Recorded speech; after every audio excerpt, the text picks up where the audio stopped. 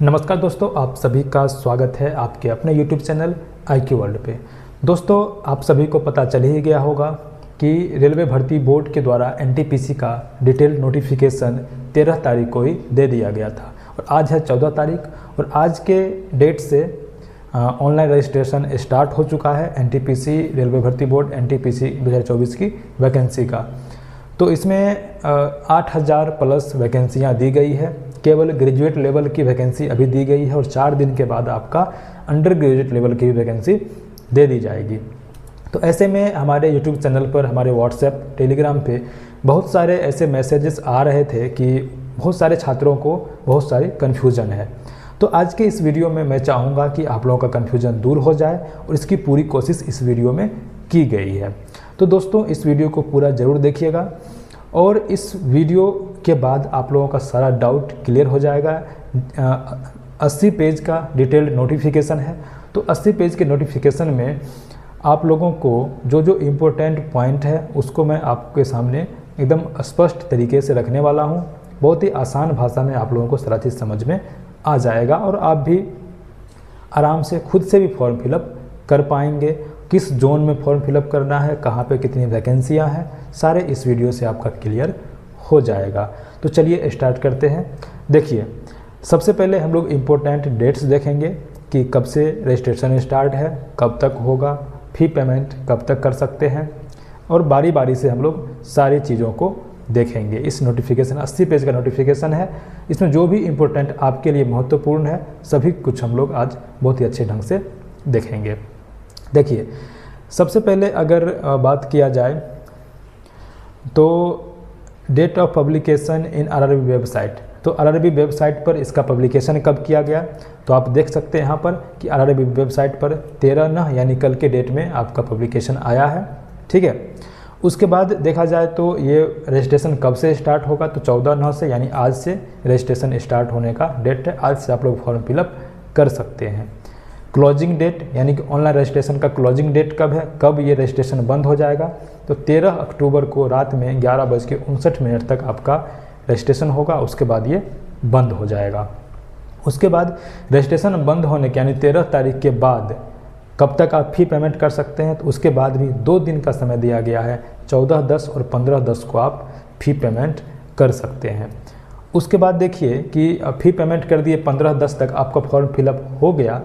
उसके बाद 16/10 से लेकर के 25/10 तक आप जो है सब कुछ गलती फॉर्म में कर दिए हैं तो आप उसमें करेक्शन कर सकते हैं। 25/10 के बाद आपको कोई मौका नहीं दिया जाएगा करेक्शन करने का। ठीक है। तो आपने देखा कि फॉर्म पब्लिकेशन कब हुआ वेबसाइट पर, तो 13/9 को। फॉर्म फिलअप कब से हो रहा है, 14/9 से। कब तक होगा, तो 13/10 तक होगा। 14 से 15 तक आप फी पेमेंट कर सकते हैं। उसके बाद आपका 16 से लेकर के 25 अक्टूबर तक आप जो है जो करेक्शन है वो कर सकते हैं। तो आपने इतना चीज़ यहाँ पर आपने देख लिया। ठीक है। अब आते हैं आगे।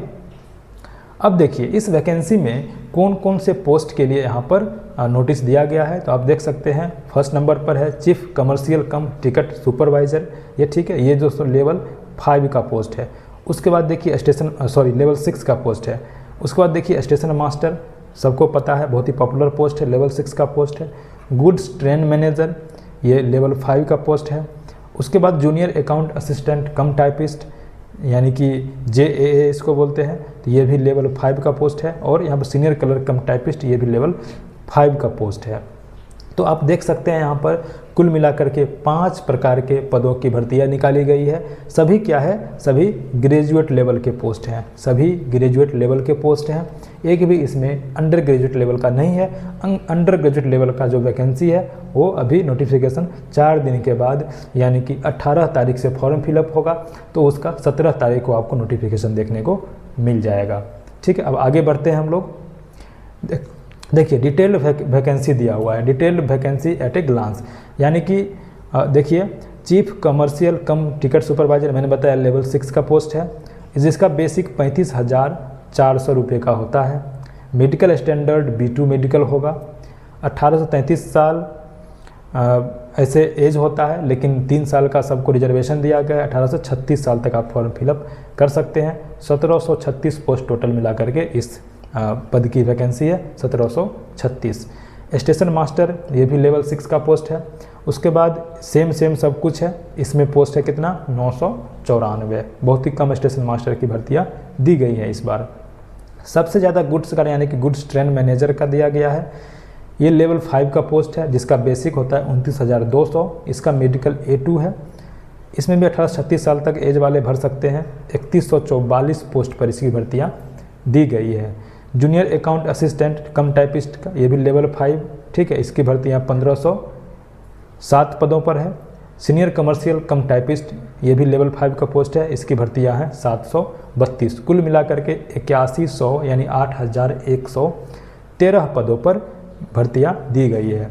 अब देखिए पहले क्या था कि अगर आप युवा से हैं तो आपकी जो एज थी वो 18 से 33 साल होती थी, लेकिन इस बार क्या किया है कि 18 से 36 साल एज कर दिया गया है। क्यों किया गया है? क्योंकि देखिए यहाँ पर एक लाइन आपको दिया हुआ मिल जाएगा, this include A relaxation 3 years, यानी 3 साल का जो रिलैक्सेशन दिया गया है तो वो जो है one time measure due to the कोविड-19 पेंडेमिक। जो कोविड-19 महामारी आया था कोविड-19, तो उसी के कारण 3 साल की जो यहाँ पर छूट दिया गया है एज में, तो उसका कारण है कोविड महामारी। ठीक है, अब आगे बढ़ते हैं हम लोग, कुछ और इम्पोर्टेंट पॉइंट हम लोग देख लेते हैं। अब एक रहता है कि ग्रेजुएशन फाइनल नहीं हुआ है, अपियरिंग में है, तो क्या फॉर्म फिलअप कर सकते हैं? तो उसके लिए देखिए यहाँ पर कि क्लियर लिखा हुआ है कि candidate should ensure that they possess fulfil all eligibility condition prescribed for the post.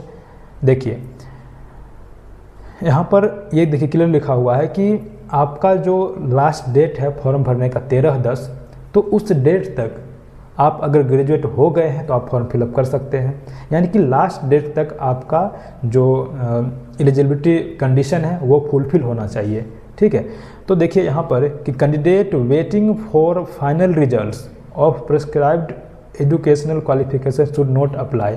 यानी कि आप ग्रेजुएशन पार्ट 3 का एग्ज़ाम दे चुके हैं, लेकिन आपका रिजल्ट जो है 13/10/2024 तक नहीं आया है, तो आप फॉर्म फिलअप नहीं कर सकते हैं। आपका फाइनल रिजल्ट 13/10/2024 से पहले हो जाना चाहिए, तभी आप फॉर्म फिलअप कर सकते हैं। अगर आपका रिजल्ट वेटिंग में है तो आप फॉर्म फिलअप नहीं कर सकते हैं।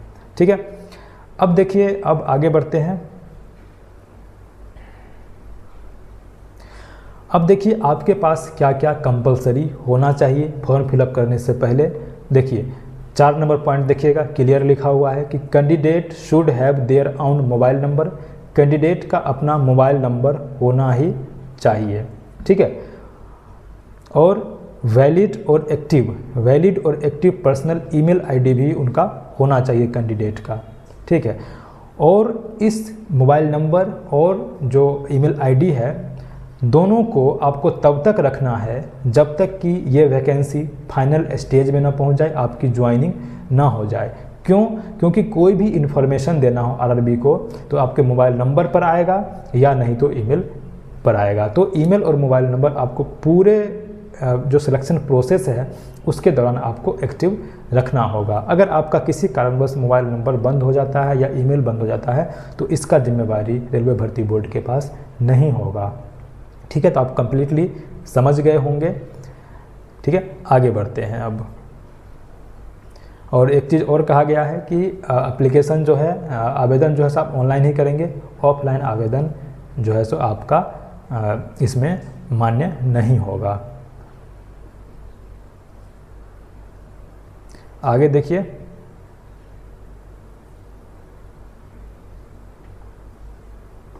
जो भी इम्पोर्टेंट पॉइंट है वो मैं आपको बताऊंगा। जो भी आपके ज़रूरत की चीज़ है वही मैं इसमें डिस्कस करने वाला हूँ। कैसे कैसे फॉर्म भरना है, क्या करना है, आप साइबर में जाकर के भरवा लीजिएगा, वो भर देगा। बस आपको क्या क्या लेके जाना है वो मैं आपको बता रहा हूँ। अब देखिए बहुत ही इम्पोर्टेंट है कि इम्पोर्टेंट इंस्ट्रक्शंस एग्जामिनेशन प्रोसेस। ठीक है, एग्जामिनेशन प्रोसेस के बारे में हम लोग देख लेते हैं। तो इसमें माल प्रैक्टिस यानी कि चीटिंग वीटिंग करने का है, बैंड है, क्या क्या आप नहीं ले जा सकते हैं एग्ज़ाम के अंदर, ये सब तो आपको पता होगा। अब देखिए स्टेज ऑफ एग्जामिनेशन, एग्जामिनेशन कितने स्टेज में जाएगा वो देखिए। There shall be 2 stage computer based test, यानी कि CBT 2 स्टेज में होगा, followed by computer based aptitude test और typing skill test whatever wherever applicable. यानी कि आपका जो कंप्यूटर बेस्ड टेस्ट होगा CBT वो 2 स्टेज में होगा, स्टेज 1 और स्टेज 2। उसके बाद आपका कंप्यूटर बेस्ड एप्टीट्यूड टेस्ट होगा और टाइपिंग टेस्ट होगा। अगर आप स्टेशन मास्टर के लिए एलिजिबल हैं तो आप कंप्यूटर बेस्ड एप्टीट्यूड टेस्ट यानी साइको टेस्ट देंगे। अगर आप टाइपिंग वाले पोस्ट के लिए एलिजिबल है तो टाइपिंग टेस्ट देंगे। अगर दोनों के लिए एलिजिबल है तो आप दोनों देंगे, ठीक है। लेकिन CBT 1 और 2 सबको देना है। जैसे देखिए लिखा हुआ है computer based aptitude test for station master and typing skill test for senior clerk cum typist, junior accountant assistant cum typist, ये दोनों के लिए टाइपिंग टेस्ट होगा। अब देखिए goods guard, goods train manager, senior commercial cum ticket supervisor, ये सब के लिए आपका CBT 1 CBT 2 होगा। उसके बाद आपका सीधा डॉक्यूमेंट वेरिफिकेशन होगा, इसमें साइको टाइपिंग ये सब नहीं होता है, ठीक है। अब देखिए काफ़ी इंपॉर्टेंट पॉइंट है यहाँ पर, देखिए कि short listing for various stage, short listing for various stage. देखिए इसमें कह रहा है कि RRB wise short listing of candidate, यहाँ पर देखिए RRB वाइज दिया हुआ है, आपका RRB वाइज शॉर्ट लिस्टिंग होगा, ठीक है। For second stage CBT, second stage CBT के लिए RRB वाइज शॉर्ट लिस्टिंग होगा। जिस RRB में जितना पोस्ट है, जितना पद खाली है, जितना पोस्ट की वैकेंसी आई है उसका 15 गुना जो दोस्तों ये दिया जाएगा CBT 1 में रिजल्ट दिया जाएगा CBT 2 के लिए, ठीक है। और पिछले बार आपको पता होगा 2019 वाली वैकेंसी में 20 गुना रिजल्ट दिया गया था CBT 1 में CBT 2 के लिए, तो यहाँ पर 5 गुना कम कर दिया गया है, 15 गुना कर दिया गया है, ठीक है। अब देखिए आगे देखिए कि the shortlisting for computer based aptitude test and typing skill test shall be the extent of 8 times the vacancy. अब देखिए जो हमारा 15 गुना रिजल्ट दिया था CBT 2 के लिए, तो CBT 2 अगर आप पास करेंगे, अगर आप टाइपिंग के लिए पास कर गए हैं, साइको के लिए पास कर गए हैं, तो CBT 2 में 5 गुना रिजल्ट दिया जाएगा, जितना पद खाली है उसका 5 गुना टाइपिंग के लिए और साइको के लिए। जैसे कि देख सकते हैं यहाँ पर कि 100 अगर सीट है किसी बोर्ड में 100 सीट है, तो CBT 1 में कितना पास करेगा, इसका 15 गुना यानी कि 1500 पास करेगा, ठीक है। ये जाएगा कहाँ, CBT 2 में, तो CBT 2 में से कितना पास करेगा, CBT 2 में पास करेगा कितना 500, ठीक है, 500 पास करेगा, क्योंकि दिया हुआ यहाँ पर कि आपका 8 टाइम यानी कि 800 पास करेगा, 8 टाइम है तो 800 पास करेगा। ये किसके लिए पास करेगा, ये साइको के लिए या टाइपिंग के लिए, ठीक है। और जो मतलब जो इसके लिए गार्ड के लिए या कमर्शियल कम सुपरवाइज़र के लिए एलिजिबल है, तो जितना सीट है उतना ही उसमें पास किया जाएगा, ठीक है। अब हम लोग आगे बढ़ते हैं, समझ गए होंगे उम्मीद है। अब जनरल इंस्ट्रक्शंस दिया गया है, ये सब आपको ज़रूरत नहीं है।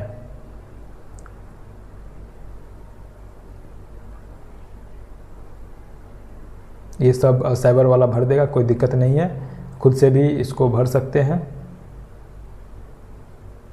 अब देखिए 1.11 पॉइंट में देखिए दिया हुआ है कि प्रेफरेंस ऑफ पोस्ट्स एंड और रेलवेज यूनिट। देखिए आप जब फॉर्म फिलअप कर रहे हैं तो आपको अभी ही फॉर्म फिलअप करिएगा तो आपको कौन से पोस्ट पे काम करने का आपका इच्छा है, ठीक है। आप किस पोस्ट के लिए आपको लगता है कि आपके लिए अच्छा पोस्ट है, तो पोस्ट प्रेफरेंस सैलरीज के हिसाब से आप दे सकते हैं, ठीक है। आपका पसंदीदा पोस्ट कौन सा है तो आप प्रेफरेंस अभी दे सकते हैं। तो ये प्रेफरेंस आपका जो फाइनल मेरिट बनेगा तो इस प्रेफरेंस को ध्यान में रखा जाएगा और तभी आपका फाइनल मेरिट बनाया जाएगा। अगर आप एलिजिबल हैं तो ये पोस्ट आपका प्रेफरेंस वाला पोस्ट आपको दिया जाएगा, ठीक है। अब आते हैं, अब देखिए जो SC ST में आते हैं कैंडिडेट, SC और या ST में आते हैं तो उनको फॉर्म भरते टाइम ही यस करना होगा कि आप रेलवे में रिजर्वेशन के हकदार हैं आपको फॉर्म भरते टाइम में यस करना होगा और आपको एससी या एसटी का सर्टिफिकेट भी अपलोड करना होगा उस टाइम फॉर्म भरते टाइम, ठीक है।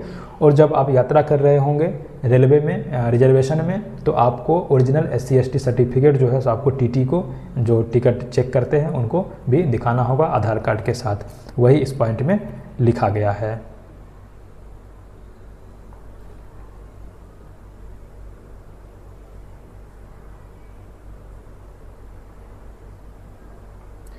अब देखिए मेडिकल स्टैंडर्ड देख लेते हैं, किसका मेडिकल स्टैंडर्ड कौन सा है। देखिए A2 medical standard, A3 medical standard, उसके बाद देखिए B2, C2, सारे मेडिकल स्टैंडर्ड में क्या क्या यहाँ पर आपको दिया गया है डिटेल में आप लोग देख सकते हैं। ये सब जानने की उतनी ज़्यादा ज़रूरत है नहीं, ठीक है। आपका पता होगा, चश्मा लगाते हैं तो आपको पता होगा कि आपका आँख कितना है, आप जाँच करवा के देख सकते हैं डॉक्टर के यहाँ जा कर के, ठीक है। आगे बढ़ते हैं। जो भी आपके लिए इम्पोर्टेंट है, जानना ज़रूरी है, वो चीज़ मैं आपको बता। जैसे देखिए एज लिमिट, अब इसमें बहुत सारा कन्फ्यूजन रहता है कि कौन फॉर्म फिलअप कर सकता है, कौन नहीं कर सकता है। देखिए the lower and upper age limit indicated for the post in the vacancy table will B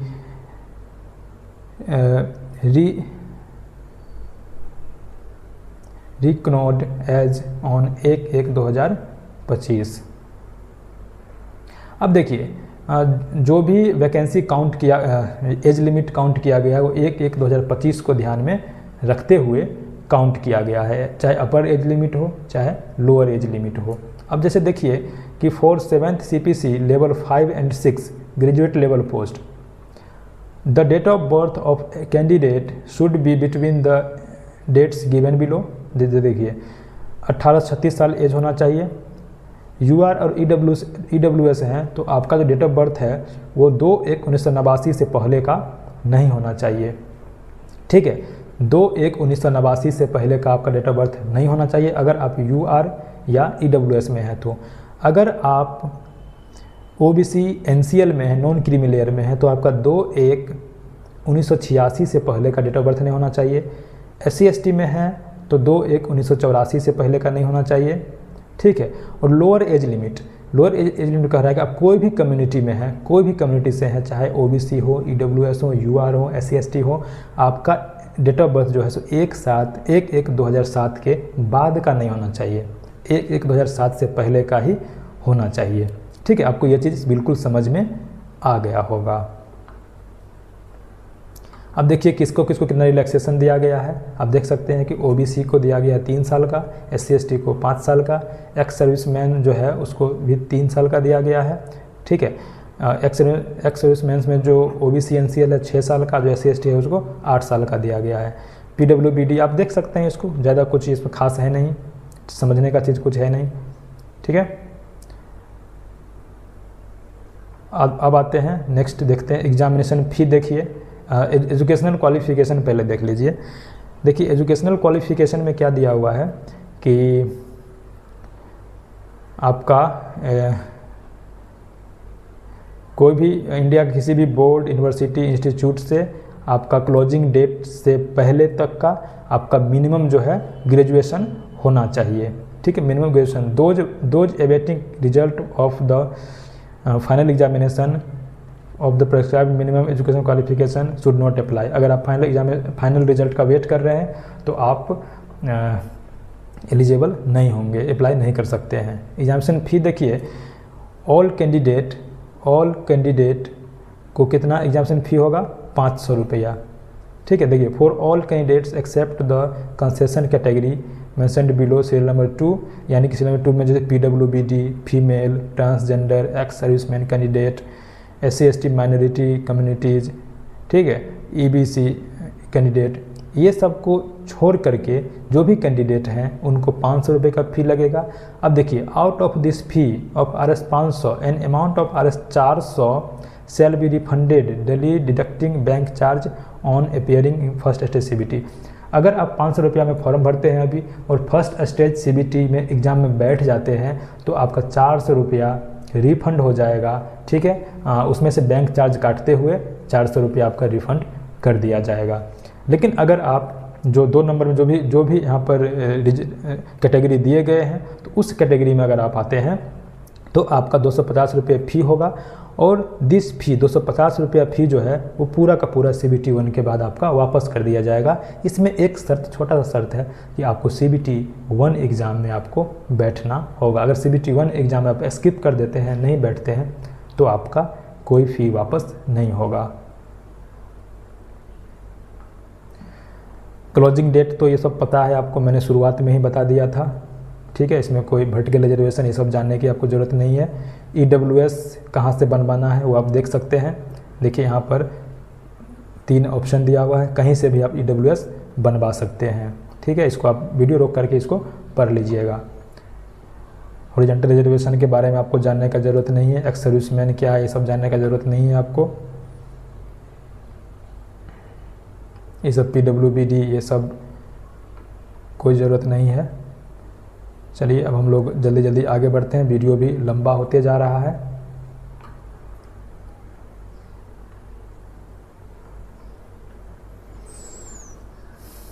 अब देखिए, अब हम लोग आते हैं कि फर्स्ट स्टेज CBT जो है उसमें कितने कितने क्वेश्चंस कहाँ से आते हैं। हम लोग एग्जामिनेशन पर आ जाते हैं। अब देखिए, first stage computer based test common for all notified post, यानी सभी पोस्ट के लिए ये देना ही होगा सबको।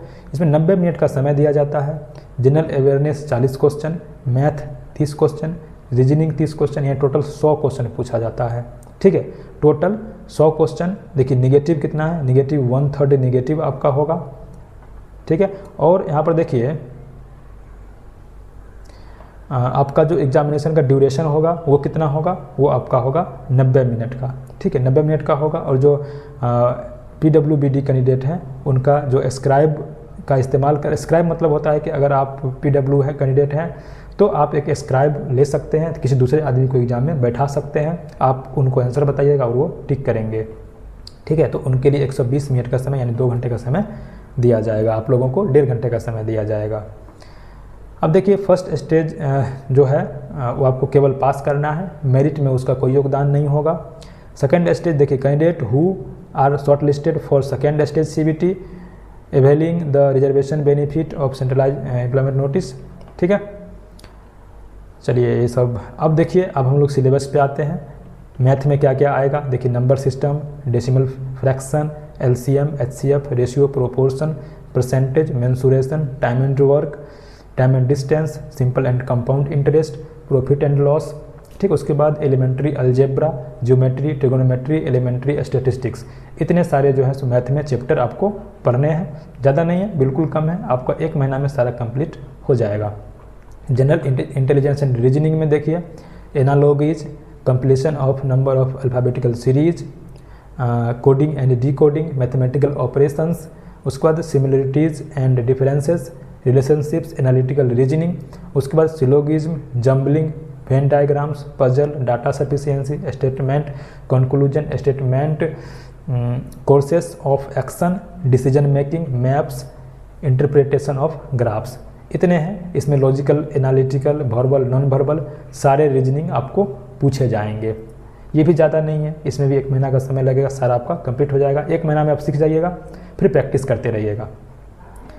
जनरल अवेयरनेस में देखिए 10th क्लास का आपको 10th लेवल का पूछा जाएगा, ठीक है। इसको आप लोग खुद से देख सकते हैं, वीडियो को रोक करके इसको आप लोग स्क्रीनशॉट ले करके ज़रूर रख लीजिएगा कि आपको क्या क्या पढ़ना है। देखा जाए तो आपको SPD, रेलवे सामान्य अध्ययन, उसके बाद लूसेंट, ये दोनों पढ़ लीजिएगा अच्छे ढंग से, तो आपका सारा यहाँ पर जितना भी दिया हो सिलेबस सारा कवर हो जाएगा। और बार बार आप लोग TCS का पूछा गया क्वेश्चन प्रैक्टिस करिएगा, तो उससे आपका अच्छा हो जाएगा GK। सेकेंड स्टेज CBT में देखिए, सेकेंड स्टेज CBT में क्या क्या आएगा। एक तो आपको मैंने बताया कि 15 गुना रिजल्ट फर्स्ट स्टेज CBT में दिया जाएगा। सेकेंड स्टेज CBT में 90 आपके मिनट रहेंगे, 50 GK, 35 math, 35 reasoning, and total 120 question पूछे जाएंगे। समय उतना ही रहेगा, यहाँ पर क्वेश्चन 120 हो गया, ये थोड़ा सा टफ हो जाता है, आपका स्पीड और ज़्यादा बढ़ाना होता है इसमें।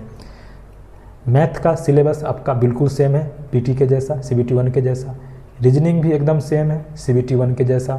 GK भी एकदम सेम है CBT 1 के जैसा, ठीक है। बस आपका क्या है, प्रैक्टिस बढ़ाना है, आपको स्पीड बढ़ाना है, कैलकुलेशन तेज़ करना है, मैथ रीजनिंग को, GK को ज़्यादा याद करना है।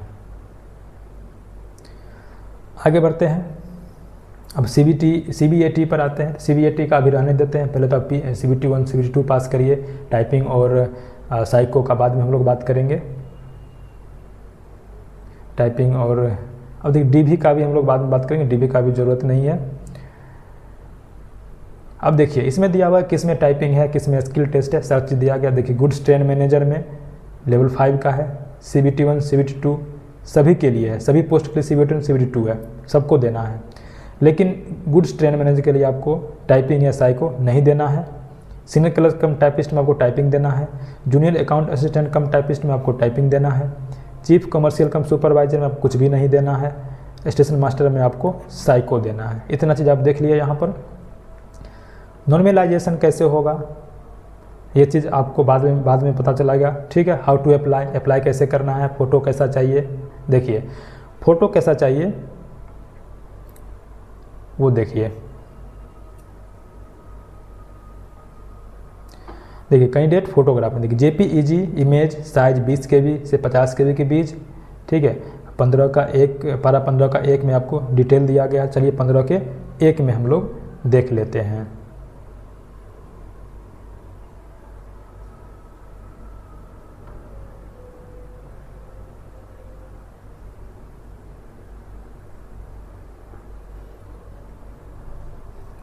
देखिए आपको इसमें यह कहा गया है कि आप किसी भी बोर्ड में, किसी भी 2 बोर्ड में आप फॉर्म फिलअप नहीं कर सकते हैं। किसी भी 2 पोस्ट के लिए आप फॉर्म फिलअप नहीं कर सकते हैं। एक ही फॉर्म में आपको सारे पोस्ट प्रीफरेंस देने होंगे। 2 फॉर्म फिलअप आपको नहीं करना है। अगर 2 फॉर्म फिलअप करते हैं तो दोनों फॉर्म आपका रिजेक्ट हो जाएगा, ठीक है। यही कहा गया है कि आप 2 बोर्ड में भी फॉर्म फिलअप नहीं कर सकते हैं, बिल्कुल भी आपको ऐसा नहीं करना है। ऑनलाइन एप्लीकेशन कैसे भरा जाए ये सब दिया गया है, ठीक है। कोई बात नहीं है, ये सब जानने का भी ज़रूरत नहीं है आपको। अब देखिए फोटोग्राफ्स एंड सिग्नेचर अपलोड। तो candidate will be automatically directed to photo and signature upload part of the application, ठीक है। फोटोग्राफ आपका कैसा होना चाहिए। देखिए फोटोग्राफ में देखिए it should be A colour passport photograph with white या लाइट कलर बैकग्राउंड। देखिए यहाँ पर क्या दिया है, वाइट या लाइट कलर आपका बैकग्राउंड होना चाहिए। वाइट या लाइट कलर का बैकग्राउंड होना चाहिए। ये सब पिक्सल विक्सल तो आपका कर दिया जाएगा। फोटो आपका वाइट बैकग्राउंड या लाइट बैकग्राउंड होना चाहिए। 20 से 50 KB के बीच होना चाहिए। लेटेस्ट फोटोग्राफ होना चाहिए, ठीक है।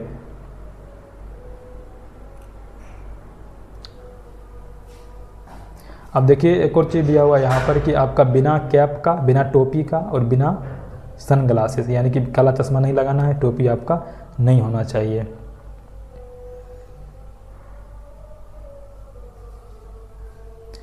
सिग्नेचर के बारे में देखिए, सिग्नेचर में दिया हुआ है कि ब्लॉक लेटर में आपका सिग्नेचर नहीं होना चाहिए, ठीक है।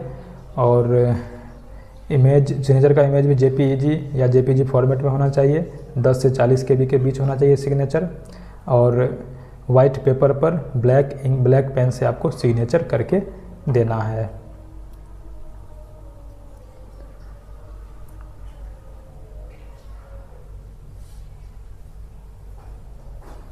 चलिए ये सब SC/ST वालों को देखिए क्या करना है, आपको सर्टिफिकेट अपलोड करना है JPEG फॉर्मेट में। 50 से 100 KB के बीच आपका सर्टिफिकेट होना चाहिए। मॉडिफिकेशन देखिए, मॉडिफिकेशन में पहले तो आपको फॉर्म फिलअप करिए, मॉडिफिकेशन पर आगे हम लोग देख लेंगे। हॉल टिकट ये सब ठीक है। चलिए अब हम लोग देखते हैं पोस्ट के बारे में, ठीक है, कि कहाँ पर कितना पोस्ट है। ये सब तो हो गया कंप्लीट। ये सब आपको फॉर्मेट दिए गए हैं, OBC SC ST जो भी फॉर्मेट है वो आपका यहाँ पर दिया गया है।